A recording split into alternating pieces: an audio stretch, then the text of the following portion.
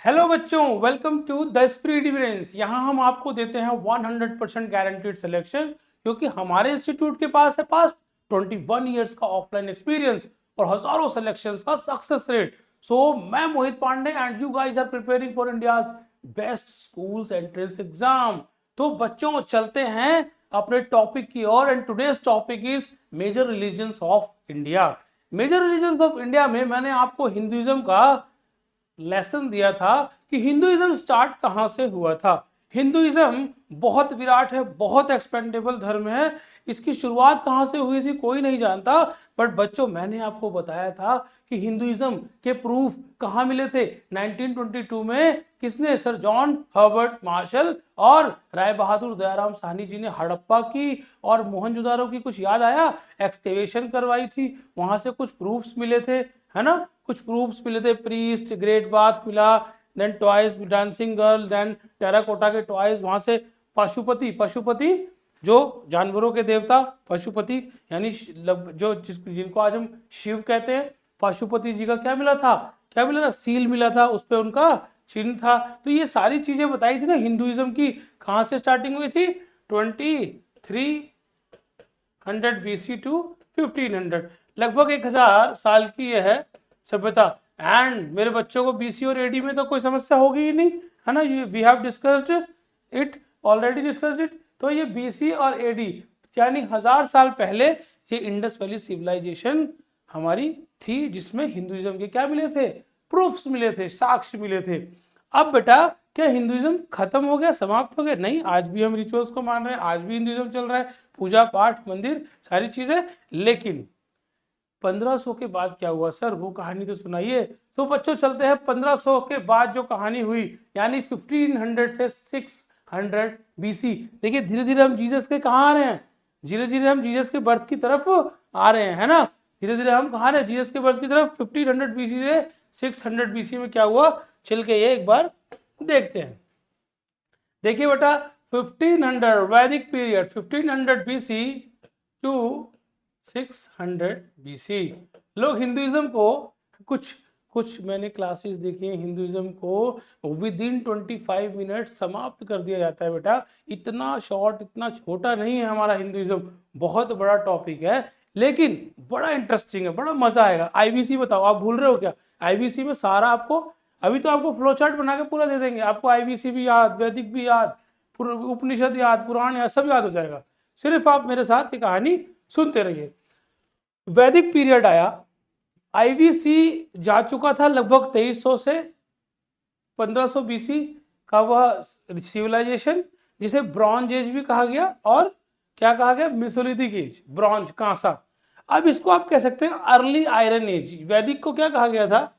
Early Iron Age. यानी अब इंसान जो था थोड़ा थोड़ा लोहे के बारे में जानकारी होने लगी थी, उसे आयरन की जानकारी होने लगी थी। अब वैदिक पीरियड में 4 तरह के वेदों का क्या हुआ? निर्माण हुआ। 4 तरह के वेदों का ओरिजिन हुआ।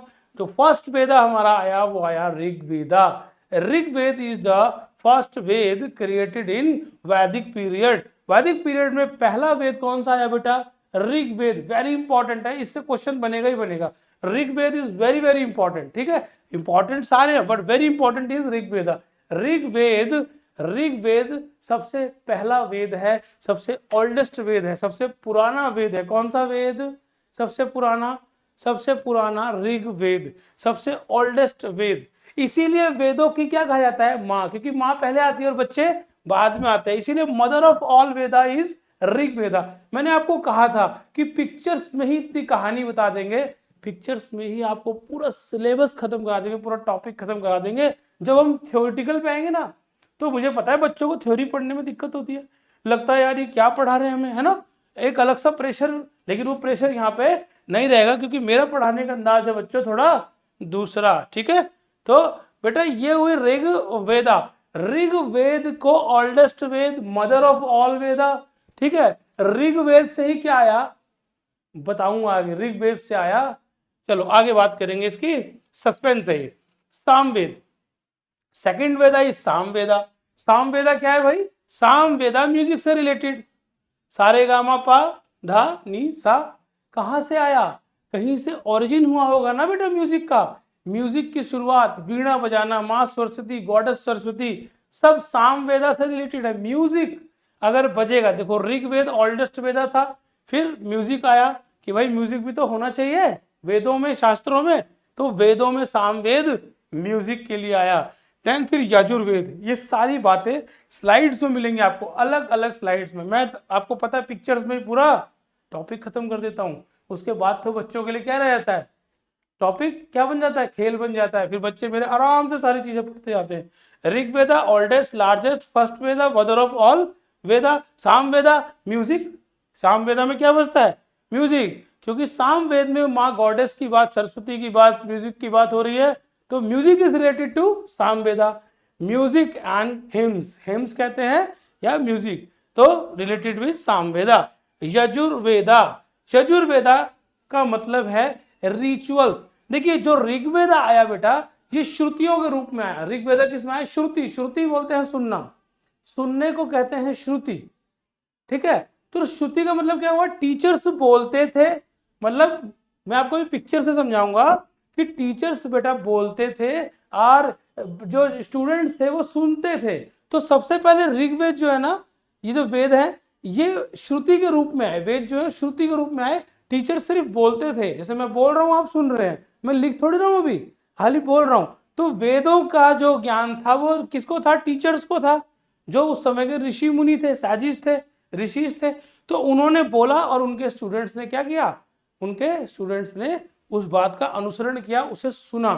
तो ये श्रुतियों के फॉर्म में आया। किस फॉर्म में आया था, श्रुति, किस फॉर्म में, ऋग्वेदा किसकी फॉर्म में आया था, श्रुति की फॉर्म में, श्रुति, SHRUTI, श्रुति। तो श्रुति का मतलब सुनना, यानी कि वेदों को पहले सुनाया गया, लिखा बाद में गया, लिखा फिर कोई और ऋषि मुनि आए उन्होंने लिख दिया होगा बाद में। लेकिन अब वेदों के लिए पूछा जाता है किसने लिखा वेदों को, किसी को नहीं पता वेदों को किसने लिखा, किसी को पता ही नहीं है हिंदुइज्म कब स्टार्ट हुआ बेटा, क्योंकि वर्ल्ड का सबसे प्राचीन अगर कोई धर्म है तो वो हिंदू धर्म है।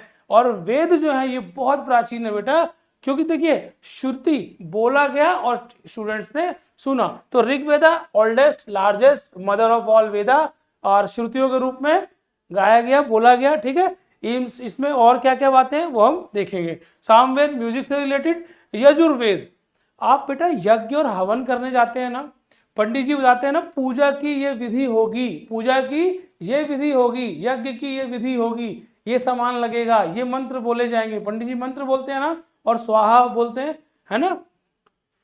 वो सारी चीजें यज्ञ जो भी है ना, ये यज्ञ, ये जो यज्ञ वाला होता है, ये यज्ञ जो है ये किसमें, यजुर्वेद में होता है। यज्ञ क्या लिखते हैं, कुछ बच्चे से यज्ञ पढ़ लेते हैं, इंग्लिश में ऐसे लिखा जाता है यज्ञ।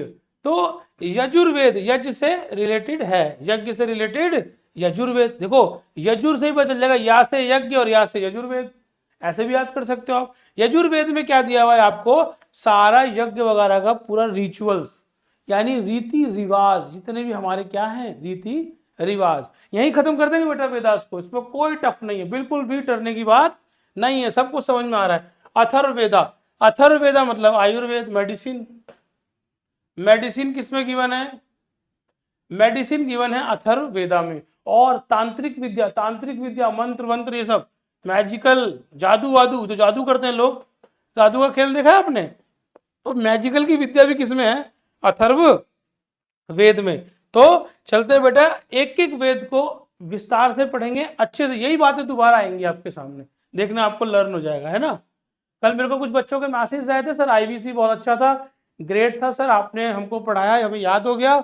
बेटा हमारा उद्देश्य यही है, हमारा ऑब्जेक्टिव यही है कि जब हम किसी टॉपिक को उठाएं और आपको पढ़ाएं तो आपको वो टॉपिक से क्या होना चाहिए, प्यार हो जाना चाहिए, आपको याद हो जाना चाहिए सारी चीजें, अच्छा लगना चाहिए पढ़ने में, ठीक है, ठीक है ना। वो टीचर ही क्या जो पढ़ाए और मजा ना आए पढ़ने में। तो ऋग्वेदा, सामवेदा, यजुर्वेदा, अथर्ववेदा, हमने चारों वेद क्या किए उनके बारे में जान लिया। आइए देख लेते हैं वेदास के बारे में। Vedas are also known as Shruti, मैंने बताया था श्रुति मतलब सुनना, श्रुति का मतलब क्या होता है, सुनना, श्रुति का मतलब सुनना। ये देखिए गुरुजी बोल रहे हैं, गुरुजी बोल रहे हैं और ये शिष्य क्या कर रहे हैं, सुन रहे हैं ना? ऐसे ही मेरे बच्चे भी तो मेरी बात ध्यान से सुनते हैं ना। यही तो श्रुति है, यही तो वेदों ने सिखाया है। अपने टीचर की बात फॉलो करो, टीचर की बात सुनो, ठीक है। तो देखो ये गुरुजी बोल रहे हैं, इनके शिष्य सुन रहे हैं, तो वेद ऐसे शुरू हुए। अब ये भी शिष्य जो है, कभी आप भी पढ़ लिख के टीचर बनोगे, प्रोफेसर बनोगे, बहुत बहुत नाम करोगे, है ना, ऑफिसर्स बनोगे, तो आप भी बोलेंगे और आपके छोटे आपकी बात सुनेंगे। तो ऐसे ही इन्होंने क्या किया, इन्होंने भी अपने गुरु बने होंगे, तो इन्होंने अपने अपने शिष्यों को सिखाया वेदों को। ऐसे ही करते करते पीढ़ी दर पीढ़ी वेद जो है वो ट्रांसफर होते रहे, है ना। उसके बाद ये श्रुति, कोई पूछेगा वेद जो है वो श्रुति भी कहा जाता है वेदों को, क्योंकि इनको सुना गया, ठीक है, किसी ने लिखा नहीं था। क्रिएटेड बाय ऋषि एंड सैजिस, किसने, ये नाम नहीं आता किसी का बेटा। हिंदुइज्म में नाम बहुत बाद में आए, हिंदुइज्म में नाम बहुत बाद में आए। अभी फिलहाल created by rishi and sages कि वेदों को ऋषि मुनियों ने लिखा था। Vedas are written in Sanskrit, कौन सी भाषा में लिखा, संस्कृत में। बाद में किसमें लिखा गया, जब लिखा भी गया तो संस्कृत में, क्योंकि सबसे प्राचीन भाषा हमारी क्या है, हिंदी नहीं है बेटा, संस्कृत हमारी एंशिएंट भाषा, सबसे प्राचीन भाषा संस्कृत। देन देखते हैं the Sanskrit word Veda means knowledge, इसका मतलब क्या होता है, वेद। वेद ही नाम क्यों रखा गया, क्योंकि वेद का मतलब होता है नॉलेज एंड विजडम। देख लीजिए यहाँ देखिए, मुनि ने बोला, देखो पिक्चर समझाता हूँ, मुनि ने क्या किया, बोला, और बोलते किसमें, बाद में क्या हुआ, इसको मुनि जी ने क्या किया, जो आगे की पीढ़ी आई होगी, इन मुनि ने क्या किया, उन वेदों को लिखा, लिख रहे हैं ना, देख लो आप। पहले तो श्रुति के रूप में, ये देखो श्रुति, यहाँ आप कह सकते हो श्रुति। जब वेद आए तो वेदों को क्या कहा गया, श्रुति, क्योंकि यहाँ सिर्फ बोला गया, क्या करा गया, बोला। और यहाँ वाले ऋषि जी ने क्या करा, इसे लिख दिया। किस भाषा में लिखा, संस्कृतम, संस्कृत भाषा में। किसमें, संस्कृत भाषा में। और ये देखो क्या कर रहे हैं, ये नॉलेज की, नॉलेज ही तो प्राप्त कर रहे हैं। तो क्या मतलब होता है वेदों का, वेद मीन्स नॉलेज, वेद का मतलब है नॉलेज। सो देखते हैं वेदास का।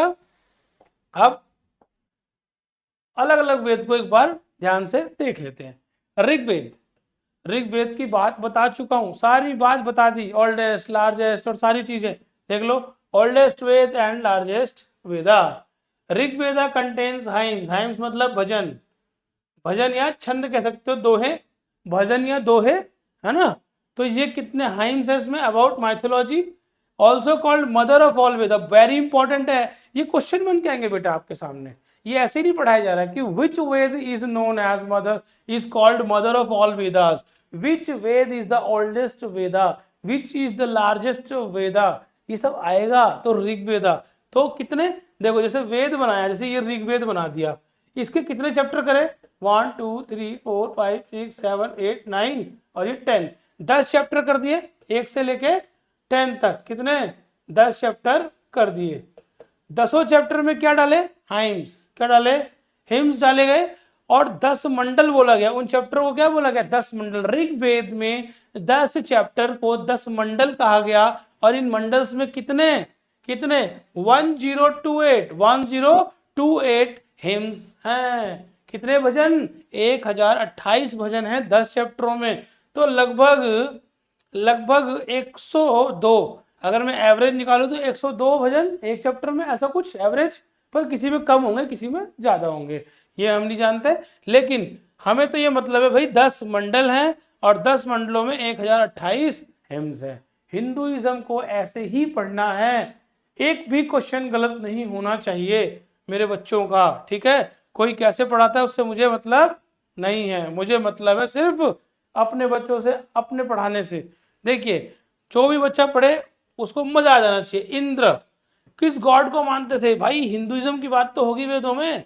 अब पहले आप बताइए, जब हम 2500 से 1500 बीसी में आईवीसी की बात कर रहे थे, in Indus valley civilization the worshipped god was Pashupati. Pashupati थे ना, जो पशुओं के देवता, अब के शिव, अब हम कह सकते हैं अब के शिव, तब के पशुपति। तो पशुपति की पूजा करते थे, बाकी और किसी भगवान को जानते नहीं थे। गॉडेस मदर, माँ शक्ति को जानते थे, क्योंकि बेटा औरत ही तो माँ का रूप है, औरत ही तो माँ शक्ति है, जो इस संसार को आगे बढ़ाती है फर्टिलिटी से। जिसको भगवान ने, उस परम पिता परमेश्वर ने ताकत दी है, ये शक्ति दी है कि वह इस संसार को आगे बढ़ाती है ना। इसीलिए माँ शक्ति की आराधना करते हैं हम। माँ शक्ति नारी का ही तो रूप है, जो हमारे आसपास हमारी माँ बहन जो कोई भी है, जितनी भी नारी शक्ति है, सब माँ का ही तो रूप है। तो उन्हीं माँ शक्ति की पूजा करते थे, गॉडेस मदर की पूजा।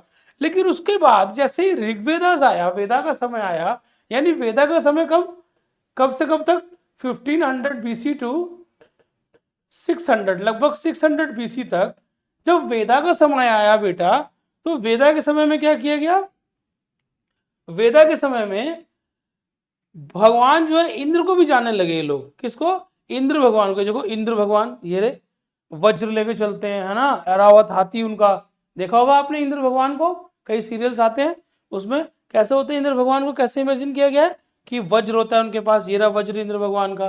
तो कौन से भगवान है ऋग्वेद के? ऋग्वेद के इंपॉर्टेंट देवता कौन है बेटा? आईएएस तक में क्वेश्चन आया हुआ है, और आपके सैनिक स्कूल के एग्जाम में भी क्वेश्चन आया हुआ है। ठीक है, तो आपके सैनिक स्कूल के एग्जाम को हल्का समझ रहे हैं क्या? रामकृष्ण मिशन में जाना कोई ऐसे मजाक है क्या? आपको पता है सैनिक स्कूल है, मिलिट्री स्कूल से कौन पढ़ा है? अजीत डोवल सर, पीवी नायक सर, कौन है इनके बारे में पढ़िएगा।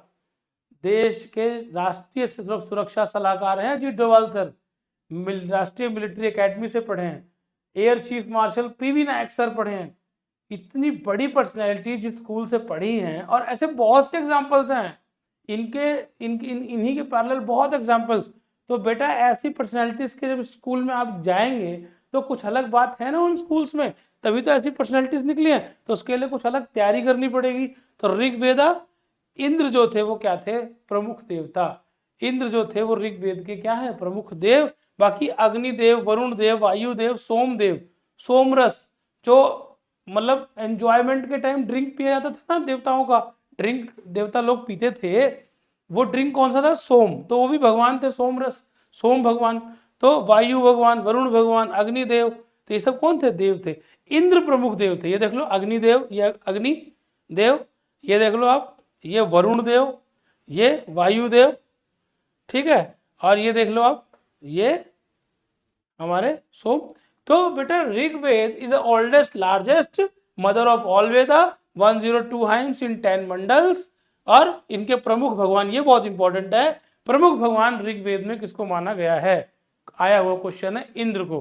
ठीक है, नेक्स्ट देखते हैं बेटा, गायत्री मंत्र, ओम भूर्भुवः स्वः तत्सवितुर्वरेण्यम भृगो देवस्य धीमहि धियो यो नः प्रचोदयात्। ये गायत्री मंत्र बहुत ही पवित्र, सबसे मोस्ट पावरफुल मंत्र, मोस्ट इंपॉर्टेंट मंत्र ऑफ ऋग्वेद। यही मैं बोला था आपसे कि ऋग्वेद में कुछ खास बात है, वो बाद में बताएंगे। सबसे खास बात इस गायत्री मंत्र, वेरी पावरफुल मंत्र। पूछ लेते हैं कि Gayatri mantra is taken from विच वेद? गायत्री मंत्र को किस वेद से लिया गया है? किस मंत्र से गायत्री, किस वेद से गायत्री मंत्र को लिया गया है? तो किससे लिया गया बेटा? ऋग्वेद से। Gayatri mantra has been taken from Rigveda. Gayatri mantra is dedicated to माँ सावित्री। ये माँ सावित्री है ना, माँ सावित्री, अ सन डाइटी गिवन इन 3rd मंडल, तीसरे मंडल। बताया था ना ऋग्वेद में 10 मंडल, 1028 हिंस, तीसरे मंडल में, यानी देख लेते हैं 3rd मंडल, 1 2 3 4 5 6 7 8 9 10, 1 2 3, यानी इस तीसरे वाले मंडल में, तीसरे वाले मंडल में क्या दिया हुआ है? इस तीसरे वाले मंडल में क्या दिया हुआ है? गायत्री मंत्र। ऋग्वेद में, याद रखिए ऋग्वेद बहुत इंपॉर्टेंट है। क्यों? क्योंकि उसमें क्या है? ओल्डेस्ट वेद है, लार्जेस्ट वेद है, और गायत्री मंत्र दिया है, मदर ऑफ ऑल वेदा, सारे वेदों की क्या है? माँ है। क्योंकि ऋग्वेद की कई सारे हिम्स जो है, कई सारे ऋग्वेद के मतलब नॉलेजेबल जो बातें हैं वो सारे वेदों में ली गई है थोड़ी थोड़ी। तो जब सारे वेदों में थोड़े थोड़े गुण ऋग्वेद के हैं तो वो माँ कहलाएगी ना। माँ के अंदर, माँ के गुण ही तो बच्चों में आते हैं, तो ऋग्वेद के जो गुण हैं कुछ सारे वेदों में हैं। देन देख लेते हैं 3rd मंडल में गायत्री मंत्र। गायत्री मंत्र आपके सामने है, बहुत पावरफुल मंत्र होता है, बोलने से बहुत स्पिरिचुअल मतलब शक्ति आती, शांति मिलती है दिमाग को। देखिए माँ सावित्री, ये पूछ लेते हैं किस देवी के लिए गायत्री मंत्र बोला जाता है? माँ सावित्री के लिए। और सन डाइटी का मतलब उस समय के लोग सूर्य को माँ सावित्री समझ के पूजा कर लेते थे, सूर्य को माँ सावित्री के रूप में देखते थे और क्या करते थे? गायत्री मंत्र पढ़ते थे, है ना। क्या करते थे, गायत्री मंत्र बोलते थे और सूर्य को माँ सावित्री समझते थे, माँ सावित्री। अगर आपको कोई पूछे कि गायत्री मंत्र की देवी कौन है तो सावित्री, और इतना आपके उसमें जाएगा नहीं कि सूर्य को सावित्री समझ के पूछते थे। ठीक है बेटा, तो चलते हैं नेक्स्ट। वेरी इंपॉर्टेंट, ऋग्वेद से हमारा यहाँ पे क्या हो गया, एंड हो गया। लेकिन ऋग्वेद में ही बेटा वर्ण सिस्टम, अगर आपसे कोई पूछे कि ये वर्ण सिस्टम क्या है, ये कहाँ दिया हुआ है, जैसे वर्ण सिस्टम क्या, देख लीजिए आप, ये वर्ण सिस्टम ब्राह्मण क्षत्रिय वैश्य और शूद्र। ये ब्राह्मण क्षत्रिय वैश्य और शूद्र, अब मैं आपको समझाता हूं कि वर्ण सिस्टम पहली बात तो ऑक्यूपेशन पे आधारित था। किस पे, ऑक्यूपेशन। ये नहीं था कि कोई डिसाइड था कि ये आदमी ही शूद्र होगा, ये आदमी ही क्षत्रिय होगा। वैदिक कल्चर में, ऋग्वेदास में जब वर्ण सिस्टम में बांटा गया हमारी सोसाइटी को, कि भाई लोग जो है इनको सबको कैटेगराइज किया जाएगा, कैसे कैसे बांटा गया कि जो लोग वेदों को पढ़ाएंगे उन्हें प्रीस्ट यानी पंडित कहा जाएगा, टीचर कहा जाएगा। क्या कहा जाएगा, उन्हें पंडित कहा जाएगा यानी टीचर कहा जाएगा। क्षत्रिय, क्षत्रिय मतलब जो राज करेंगे, जो तलवार लेके मतलब युद्ध पे जाएंगे, दे आर कॉल्ड क्षत्रियाज। और एग्रीकल्चरिस्ट और जो लोग क्या करेंगे, मर्चेंट्स व्यापारी होंगे, जो लोग व्यापार करेंगे प्रॉफिट देंगे, सेठ लोग, उनको वैश्य कहा जाएगा, दे आर कॉल्ड वैश्य। शूद्र किसे कहा जाएगा, शूद्र आर्टिसंस लेबरर्स, जो लोग साफ सफाई मजदूरी थोड़ा मेहनत का काम करेंगे उनको हम क्या कहेंगे, शूद्र कहेंगे। लेकिन हुआ क्या बेटा, समय के साथ चीजें बदलती गई और सबने उसको अपनी जाति बना लिया कि भाई हम तो ब्राह्मण हैं, हम तो क्षत्रिय हैं। लेकिन आज ब्राह्मण से वो भी काम कर रहे हैं, है ना, सब ब्राह्मण लोग भी सब काम कर रहे हैं, क्षत्रिय लोग भी सब काम कर रहे हैं, शूद्र लोग भी सब काम कर रहे हैं। तो जो पढ़ेगा लिखेगा वो पढ़ाएगा, इसमें जाति की क्या बात है, जो पढ़ा लिखा होगा वो पढ़ाएगा, जो पढ़ा लिखा नहीं होगा वो और कोई काम करेगा।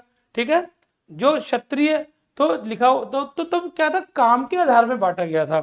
देख लीजिए आप यहाँ पे, ये पंडित जी ब्राह्मण, ये क्षत्रिय, देखो ये भाला लेके खड़े हैं ना, ये क्षत्रिय, ये सेठ जी देखो कुर्ते पजामे में, सेठ जी पैसा वैसा कमा के देखो ये कुर्ते पजामे में, तो इनको वैश्य कहा गया। और शूद्र जो होगा वो लेबरर यानी वर्कर, जो काम करेगा, मेहनत का काम करेगा, उनको क्या कहा जाएगा, शूद्र। तो काम के आधार पे बांटा था बेटा, फिर से बोल रहा हूं मैं, काम के आधार पे, किस पे, ऑक्यूपेशन के आधार पे बांटा गया था, ऑक्यूपेशन के आधार पे।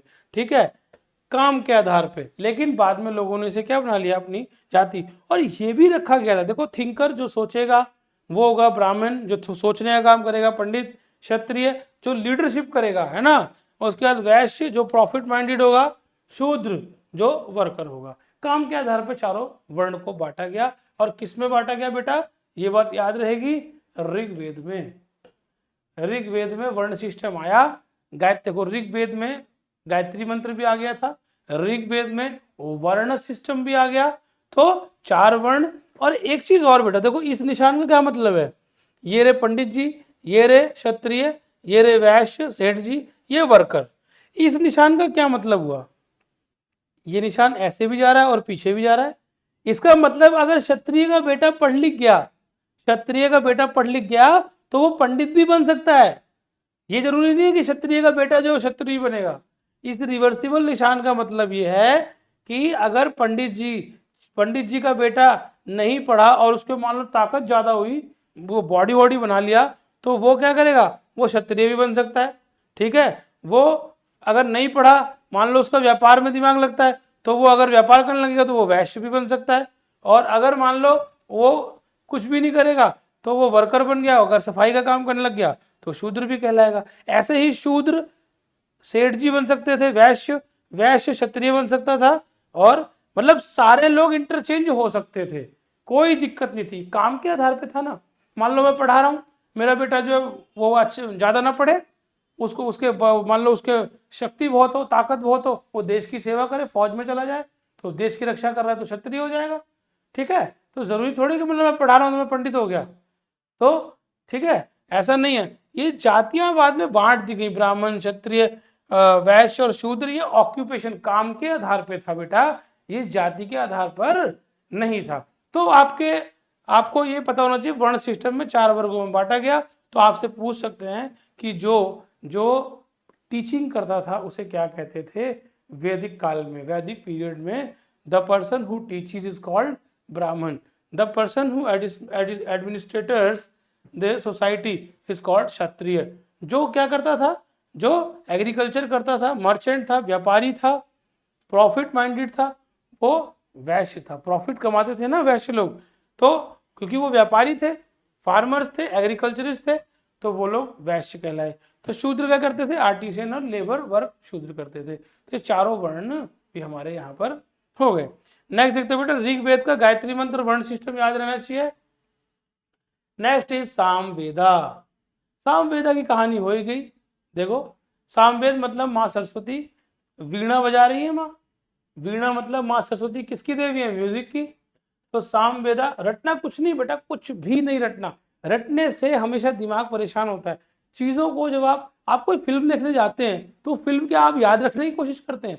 बस आप इंटरेस्ट से वो फिल्म देखते हो, आपको अपने आप याद हो जाती है। ऐसे भी ये आप इंटरेस्ट से जब सुनेंगे और जानेंगे, अच्छा सामवेदा सिंगिंग के लिए था sir.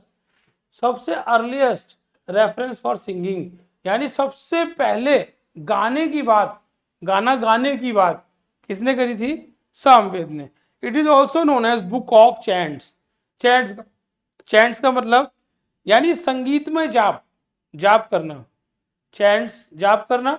Deals with music and hymns, भजन और म्यूजिक, भजन और म्यूजिक था इसमें। सा रे गा मा, सरगम जो है वो सामवेद से ही आई है। देख लीजिए इंडियन क्लासिकल म्यूजिक, हारमोनियम, वीणा, या आपका देख लीजिए तबला, देन ये आपका सामवेद। कंप्लीट बेटा, सामवेद म्यूजिक से रिलेटेड है, इतना ही क्वेश्चन आपको आएगा सामवेद में। ऋग्वेद बहुत इंपॉर्टेंट, थोड़ा सा वास्ट है, लार्जेस्ट मदर ऑफ ऑल बेटा, वो सारी बातें हमने कर ली। गायत्री मंत्र वर्ण सिस्टम फ्रॉम ऋग्वेदा। यजुर्वेदा, यजुर्वेदा में सबसे इंपॉर्टेंट है यज्ञ करना सिखाया। यजुर्वेदा में रिचुअल्स की रीति रिवाज, विधि, सारी बातें वही है। यजुष का मतलब होता है सैक्रिफिशियल फॉर्मूला।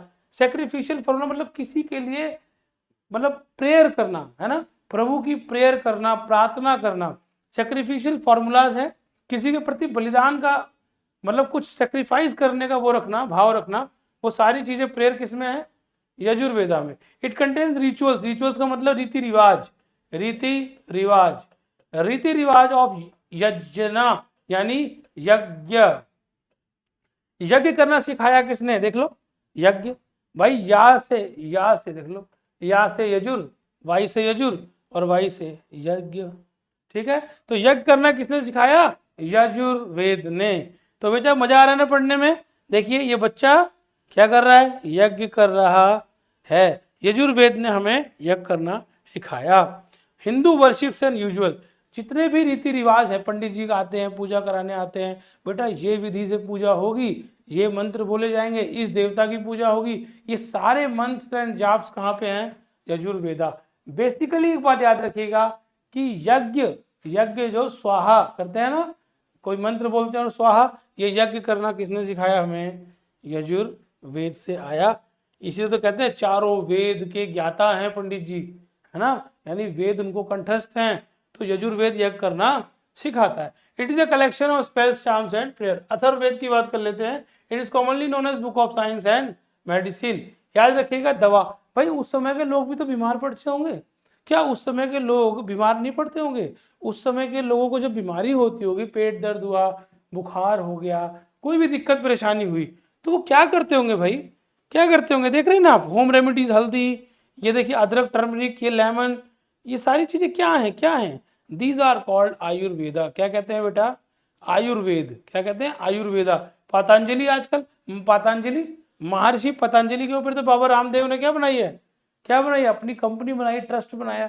बाबा रामदेव महर्षि पतंजलि का नाम क्यों लिया? इनका ही नाम क्यों लिया? ये बहुत बड़े आयुर्वेद की शुरुआत करने वाले महर्षि पतंजलि हुए। कौन हुए? पतंजलि। हर चीज बच्चों को पता होनी चाहिए, क्योंकि अगर जीके का कोई भी क्वेश्चन आ जाए बच्चों से नहीं छूटना चाहिए भाई, क्योंकि वो कहाँ पढ़ रहे हैं? 10 पीडी ब्रेन्स में, 10 पीडी ब्रेन्स में क्वेश्चन नहीं छूटना चाहिए। Also called Veda of magical formulas. Magical formulas का क्या है? वेदा। मैजिकल फॉर्मूलाज का वेदा कौन सा है?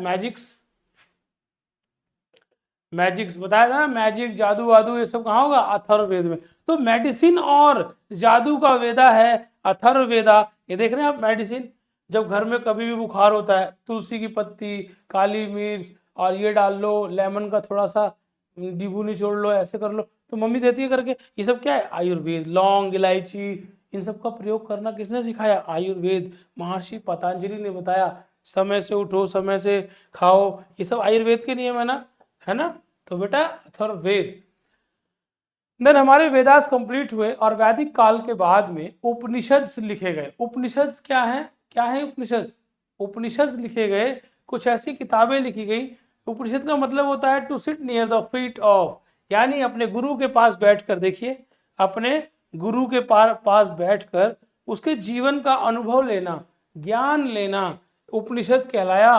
और किसने दिए? ऋषि और सैजीज। इसमें भी किसी का नाम नहीं आता, क्योंकि वैदिक काल और उपनिषद तक किसी का भी नाम नहीं आता। उपनिषद जो था, गुरु के पास बैठना। उपनिषद का मतलब क्या है? किसी के पैरों के पास बैठना, और गुरु के ही पैरों के पास बैठा जाता है बेटा। According to Hinduism there are 108 Upanishad. कितने वेद? 4 थे। वेद कितने थे? 4 वेदा। उपनिषद कितने? 108 उपनिषद। 108 उपनिषद।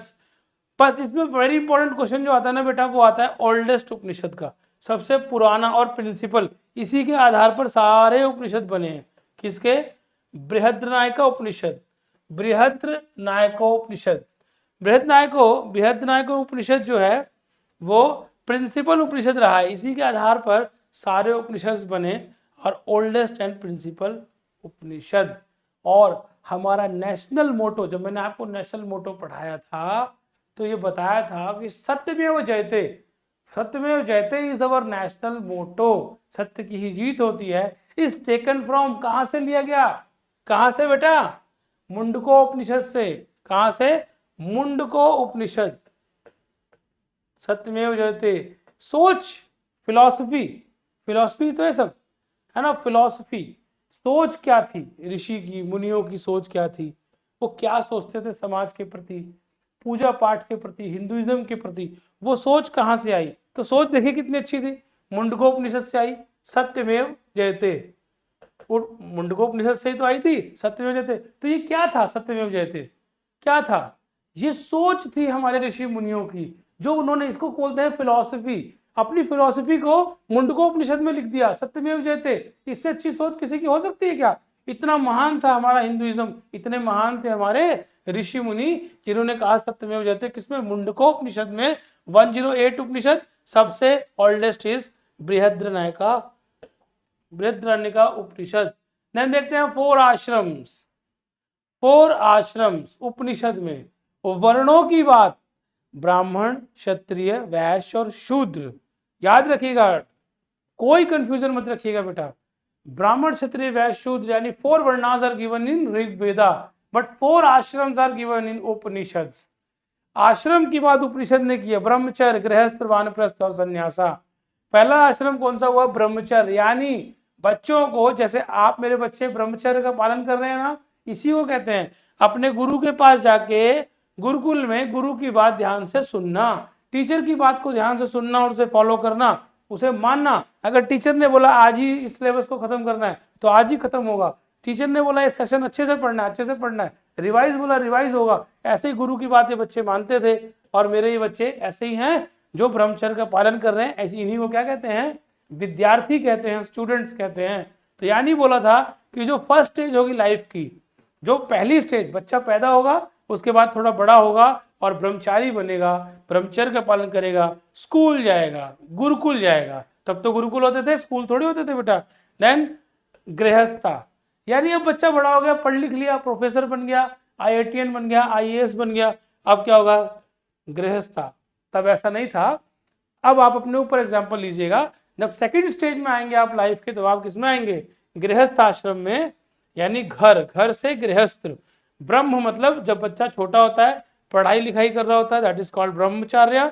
जब गृहस्थ मतलब उसकी शादी हो गई ना, देखो इसकी वाइफ आ गई, अब इसकी शादी हो गई है, ठीक है, दोनों क्या हो गया, गृहस्थ आश्रम में आ गए। गृहस्थ के बाद में बोला गया कि जब वो अगली स्टेज में आएगा, यानी थर्ड स्टेज में लाइफ के, कौन से स्टेज में, लाइफ के थर्ड स्टेज में आएगा, देन वानप्रस्था, यानी अब वो क्या करेगा, वेदों और पुराणों को पढ़ेगा, पढ़ाएगा, ये सारी चीजें करेगा। अब वेद पुराण पढ़ लिए थर्ड स्टेज में, अब क्या आ गया, ऊपर जाने का समय आ रहा है। तो अब प्रभु की सिर्फ भजन करेगा और सन्यास पे चला जाएगा। किस पे, सन्यास पर जाएगा, सन्यास पर क्या करेगा, चला जाएगा। अबे चला गया सन्यास पे। तो ये 4 स्टेज हो गई, first, second is grihastha, third is vanaprastha and fourth one is sannyasa. तो 4 stages of 4 ashrams are given in Upanishad. Ashram, 4 ashram, ये brahmacharya, grihastha, vanaprastha and sannyasa are given in Upanishads and varna system are given in Vedas. वेदों में वर्ण सिस्टम की क्या कही गई है, वर्ण सिस्टम को कैटेगराइज किया गया है, बताया गया है। देन देखते हैं बेटा नेक्स्ट, समाप्त हो गया वैदिक और उपनिषद आपने पढ़ लिया, यानी अब लगभग आ गए 1500 से 600 या 500 BC तक आप आ गए। इसके बाद क्या हुआ सर, इसके बाद का सेशन हम लेंगे, इसके आगे के टॉपिक्स जानेंगे, क्योंकि हिंदुइज्म का बहुत बहुत एक्सपेंडेबल है, बहुत ज़्यादा, मतलब समझ रहे हैं, इसको तो हम फिर भी बहुत कम में आपको बता रहे हैं, लेकिन वैदिक तक आपको कोई कंफ्यूजन नहीं होनी चाहिए। देख लेते हैं, which Veda is the largest and oldest Veda. Questions पे आते हैं, which Veda is the largest and oldest, तो बताएंगे मेरे बच्चे लार्जेस्ट ओल्डेस्ट कौन सा था, बताइए तो। Largest and oldest Veda is Rigveda. बेटा बिल्कुल भी कंफ्यूज नहीं होना, Rigveda is largest and oldest. Next देख लेते हैं, Rigveda, which Veda relates to medicine and magical. बिल्कुल सर, दवाई और मैजिकल की बात करी आपने, तो मेडिसिन की बात अगर वेदों में आ रही तो आयुर्वेद होगा, तब तो एलोपैथी थी ही नहीं, है ना, तब पैरासीटामोल थोड़ी थी क्या, सिट्रिजिन थी क्या, नहीं थी, तब तो आयुर्वेद, यानी टर्मरिक, काली मिर्च, हरी मिर्च और पत्तियों से, पेड़ों पौधों से, जड़ों से, इनसे इलाज होता था। Which Veda relates to medicine and magical formula, कौन सा वेद होगा बेटा, अथर्व वेदा, बताया था। ऐसे ही क्वेश्चंस आते ही, सारे क्वेश्चंस आपके एग्जाम में आए हैं बेटा, ये सारे क्वेश्चंस ऐसे ही नहीं पढ़ाया जा रहा।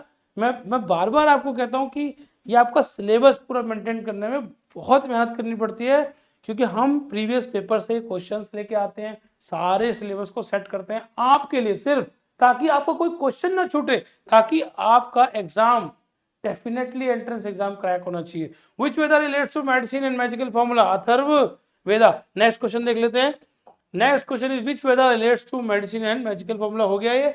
विच Veda is called mother of all Veda, so हो mother of all Veda. Mother, भैया वेदों की मदर कौन होगी, जिसके गुण थोड़े थोड़े सब में चले गए होंगे, तो कौन सा है सबसे ओल्डेस्ट और लार्जेस्ट, ऋग वेदा। वेरी गुड, कुछ बच्चे तुरंत जब आंसर देते हैं बड़ी खुशी होती है, यानी कुछ लोग हैं जो ध्यान से अपने करियर की तरफ फोकस कर रहे हैं, जो ध्यान से सर की क्लास देख रहे हैं। तो देखते हैं, which Veda relates to music and hymns. Music माँ गॉडेस सरस्वती, कौन सा वेदा था, कौन सा, साम वेदा। गुड, साम वेद। विच वेद रिलेट्स टू म्यूजिक, यानी गाना और हिम्स, सबसे पहले किसमें बात हुई है, किसमें हुई है, साम वेद में बात हुई है। नेक्स्ट देखते हैं, how many Upanishad are there in Hindu mythology. Hindu mythology में कितने उपनिषद हैं और सबसे बड़ा उपनिषद कौन सा है, बृहद्रनायिका उपनिषद सबसे बड़ा उपनिषद। सत्यमेव जयते मुंडकोपनिषद से लिया गया है। किससे लिया गया बेटा, बोलो बोलो बोलो, मुंडकोपनिषद से लिया गया है सत्यमेव जयते। और उपनिषद इज जस्ट अ साइकोलॉजी ना, सोच, ऋषि मुनियों की सोच क्या थी वो लिख दिया भाई उपनिषद में, कि हम सोच रहे सत्यमेव जयते, सत्य की ही जीत होगी अंत में, और ऐसा ही होता है, उनकी बात कभी गलत नहीं हो सकती बेटा। अगर सच्चाई होगी, सचमुच आप क्लास ध्यान से ले रहे होंगे, डेफिनेटली आपको सक्सेस होंगे, डेफिनेटली। तो how many Upanishad are there in Hindu mythology, 108। Brihadaranyaka is the largest Upanishad, Brihadaranyaka. देख लेते हैं, नेक्स्ट देख लेते हैं, which is the oldest and largest Upanishad. वही वाली बात, बार बार एक ही बात, बृहद्र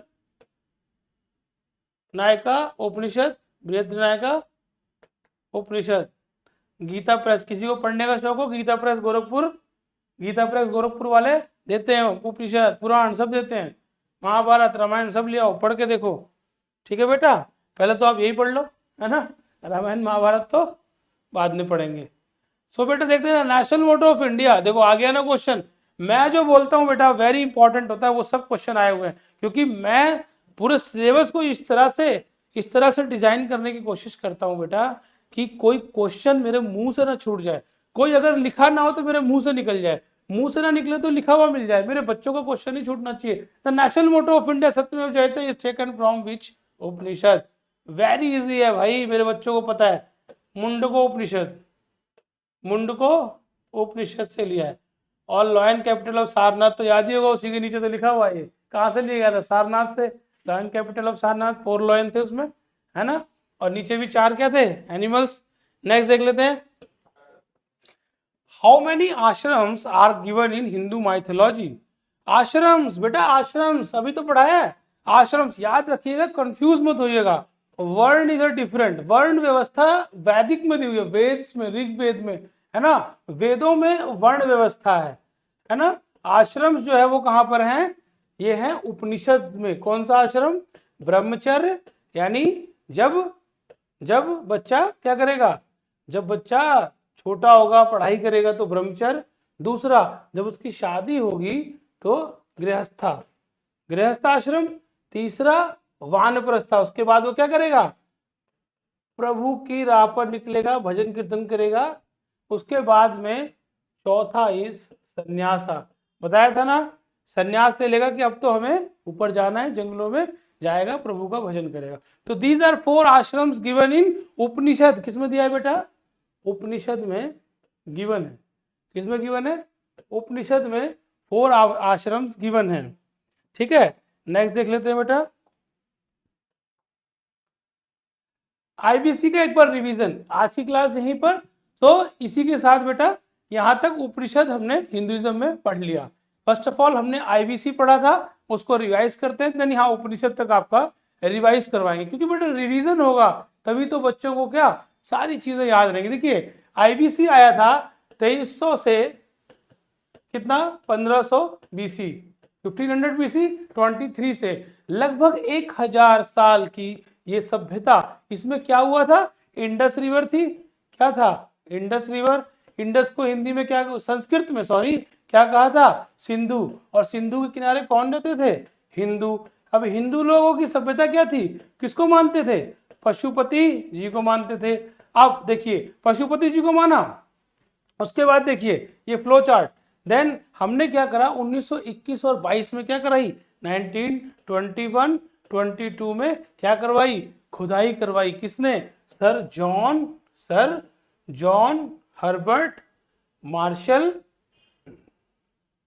और दयाराम साहनी जी ने, है ना, उस खुदाई में दयाराम साहनी जी ने कहाँ करवाई थी, याद करो, ये हिंदुइज्म की स्टार्टिंग हुई थी आईबीसी की, ठीक है, ये आपका रिवीजन हो जा रहा है, ठीक है।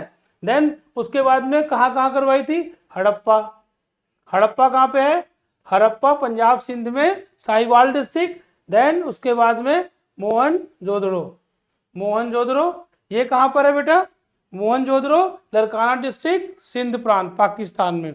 बहुत सारी चीजें मिली थी, क्या क्या, ग्रेट बाथ मिला, डांसिंग गर्ल मिली, और प्रीस्ट मिला, जो क्लेन का वहां के समुदायों का क्या होता था, हेड होता था, और टेराकोटा के टॉयज, कुछ याद आ रहा है बेटा, ओल्डेस्ट पोर्ट था, कौन सा पोर्ट था ओल्डेस्ट, लोथल ओल्डेस्ट पोर्ट, इस सभ्यता का ओल्डेस्ट पोर्ट लोथल।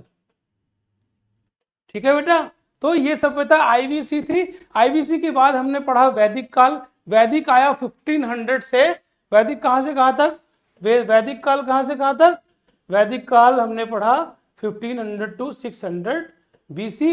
इसमें हमने चारों वेद पढ़े, ऋग्वेद सबसे main, Gayatri Mantra, oldest Veda, largest Veda, mother of all Veda, Sama Veda music से रिलेटेड, यजुर्वेदा में यज्ञ करना सीखा, और अथर्ववेद में मेडिसिन और किसकी बात करी थी, मैजिकल फॉर्मूला की, यानी काला जादू वगैरह के तंत्र मंत्र उसमें दिए, और आयुर्वेदा यानी मेडिसिन, टर्मरिक, लौंग, इलायची, मसाले, जितना कुछ भी इलाज हम आयुर्वेद से करते हैं, ये सारी चीजें कहां पर गिवन थी बेटा, अपने अथर्ववेद में।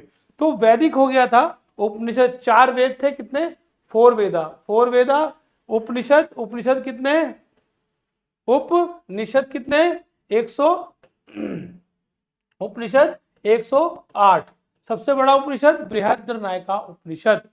सो बेटा देखते हैं नेक्स्ट। सो बच्चों आज के लिए इतना ही, फिर मिलेंगे नेक्स्ट क्लास में कुछ और अच्छे टॉपिक्स के साथ जो आपके एग्जाम पॉइंट ऑफ व्यू से होंगे बहुत इंपॉर्टेंट। सो बच्चों तब तक के लिए जय हिंद जय भारत।